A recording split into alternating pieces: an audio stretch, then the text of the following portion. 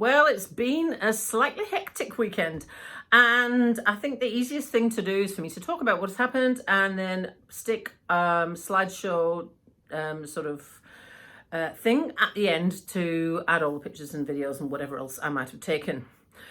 So the weekend started off with the Southern Coastal Ultra. Now, we Riding to Health were asked just a few days ago if we could help out with being the post-event massage therapists at the Coastal Ultra that was happening down here in the Catlins. The reason being it's so late is that whoever it was that was planned had suddenly pulled out at the last minute and left them in the lurch. They wanted to make sure that they had therapists because this was the first ultramarathon that had happened down here in southern New Zealand. So we sent 2 therapists down there to do that event. Thanks to those 2 who agreed to do that. And it's hardcore doing post-event massage at an event like that where you've got to span such a massive amount of hours. Post-event massage is hard work as it is.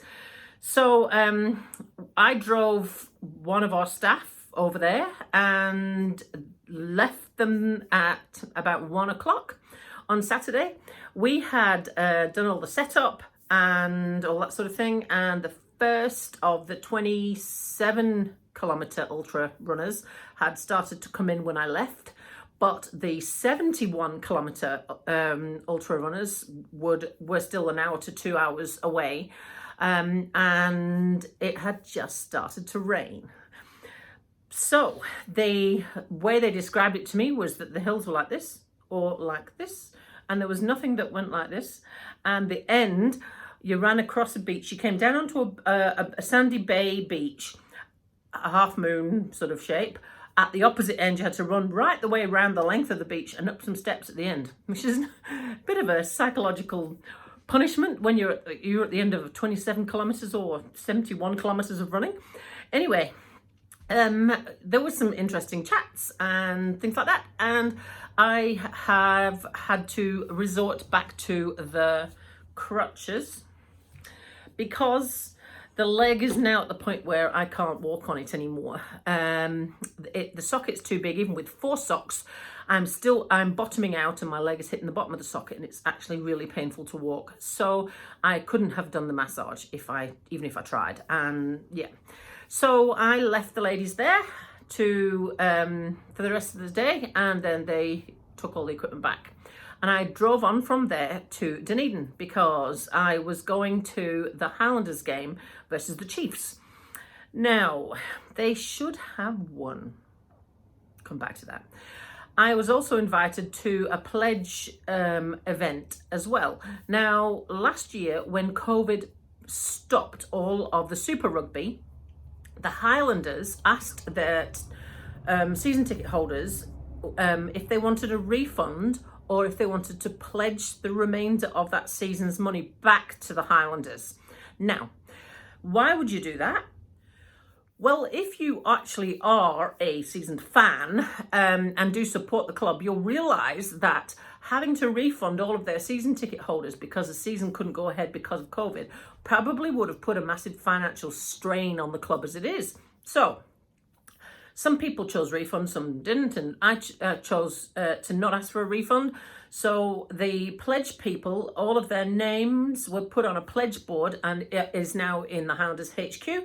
And there's been a couple of different events for these people that have happened over the year, but I've not been able to go to any of them until this one. So it was free beer and a sausage sizzle that was free for an hour before the game started. And some of the team were out, and you were able to sort of like have a little chat with them and that sort of thing. So that was really neat. It was interesting to see the stadium with no people in it, and the Sky commentators and Sky broadcasters were standing in front of us, and the presenters were facing us. So we were seeing the TV presentation, but from behind the camera's view, which was quite interesting as well.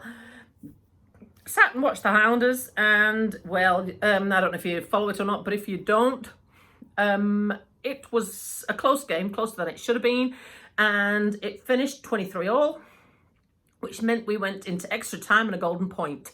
And the Highlanders gave away a penalty to the Chiefs, and Damien McKenzie put it over. That was the end of that. So yes, they lost 23-26. Then the next morning, I left crack of dawn because I had to come back here to Invercargill because I'd already agreed to do the Murihiku Women's Duathlon.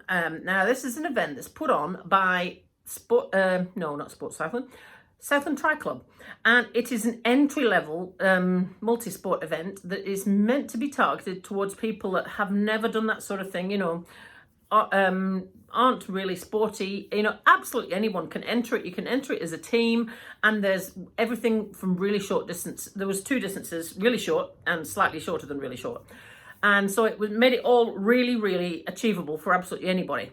Now, a friend of mine had been asking me about this a wee while back, and I laughed and said, "Are you kidding?" And when I originally agreed to it, I wasn't sure I'd be able to walk as far as 500 meters, and 500 meters was the first interval of running. There was no way I was going to be running it, but could I walk 500 meters? Then we got a little team together, so she put her daughter into the cyclist position. So she cycled 8 kilometers around the block around Sandy Point, and then her mother, Janet, did the last leg, which was the 2.5K. Now, Janet wasn't so keen on walking that far, and it's actually prompted her to go out and do a bit of walking out and about to make sure she could get that far. And to be fair, there's no way that I could have walked that far, not at this point, and certainly not with the leg the way it is right now. I'm back on 2 crutches again, so I couldn't have done it. So well done, Janet. But I did the 500 meters at the beginning, and we crossed the line as a team. We're all pretty proud. And it was really good to see so many women that were new to multisport. I did the mic for the warm-up, and Kimberly, a staff member of mine, did the actual actions sort of thing, and I did the mic talk to the people. And I asked them who had never done this before, and a good 3/4, maybe more, hadn't ever done this before. And that was a fantastic figure to see so many ladies giving this thing a go. So it was really a really cool little event. And then it was a coffee afterwards sort of thing. So that was really neat. So that was my weekend, and I've been sitting down ever since, feeling a bit miserable because, the leg's too big. Last week I got to 3 socks, and I said to Ryoji, "Do I need to make an appointment?" "Oh, no, it'll be all right, it'll be all right." Just a few days later, we're like, "I think we need to make an appointment." Now, the problem with this one is different to all the others. It doesn't matter how many socks I put on. I've got 4 on at the moment, but it doesn't seem to matter how many socks I put on. My leg is bottoming out. So actually, the weight when I step on it is not a squeeze around the knee, like I've said to you before, like it's supposed to be. It's actually resting on the bottom of my calf. And it's really freaking sore. So it makes it quite hard to walk around. I'm going up to Dunedin on Tuesday, and Ryoji is going to do some tinkering. We're trying to avoid having to make another leg because the ankle still hasn't arrived. The hydraulic ankle has not arrived yet from England. And that is like the leg upgrade ankle. So we're trying to make do and mend with this one that I've got until then. I really fear though that won't even be able to walk on it by that point. It's very nearly there already. I'm walking with 2 crutches, and it's really painful. So yeah, it's all just a bit sucky because I kind of seem to be in this position in every sort of 3 to 4 week cycles. This leg's lasted 3 and a bit weeks, and I've got 2 to 3 more to try and stretch it out before I get the actual ankle.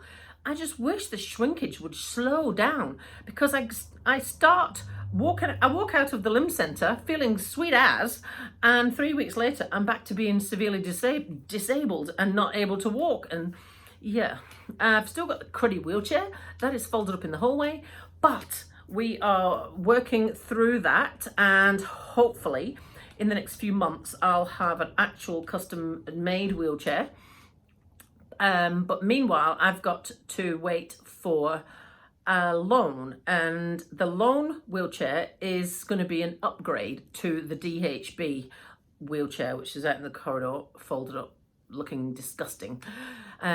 So I'm hoping to pick that up next week too, perhaps, which will upgrade my wheels slightly whilst we wait for test wheelchairs. Because how it works is we discuss all the different wheelchair designs and what it is I want out of it and all that sort of thing, and then they get two types of wheelchair to use as a tester, and then I decide which one I actually finally want, and then they make and build it to measure for me. Now, why would I want a wheelchair? Well, I actually wouldn't want to spend the rest of my life in a wheelchair, but I have to face the fact that, yes, whether I like it or not, and whether I'm alternatively enabled or disabled but not really, or any of the other hashtags, I actually am physically disabled. And so I actually will need these crutches on a semi-regular basis. They go almost everywhere with me. I will need a wheelchair at some point or other. Do you know what? At the moment, if I had it, I'd be using it because I would get further in it than I would on this leg that doesn't fit. That's the sort of issue that I have, and I'm going to always have. So to have all the different modes of transport would be actually quite useful, especially when they're properly made for you.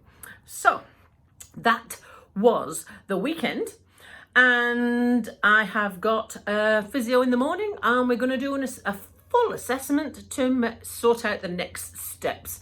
I've been pushing them to help me figure out how to do the work thing, because I'm finding it really impossible to replicate work how it used to be before. It's just not working. We're going to have to find a new way. What that is and what it looks like, I have no idea. So that is where I'm up to at the moment. I will finish with a little slideshow, video show, sort of whatever you call it, of the weekend in pictures, the ones that I've taken, and I will talk to you again soon. Thank you, as always, for all of your support and lovely comments and all that sort of thing. And yeah, have a good rest of your weekend. This morning here at the Highlanders Ultra. Congratulations, Carlos. First place, mate. 2 hours 33. Absolutely fantastic results. Fantastic run, mate. 2 hours 34. Give up the Luke, everyone.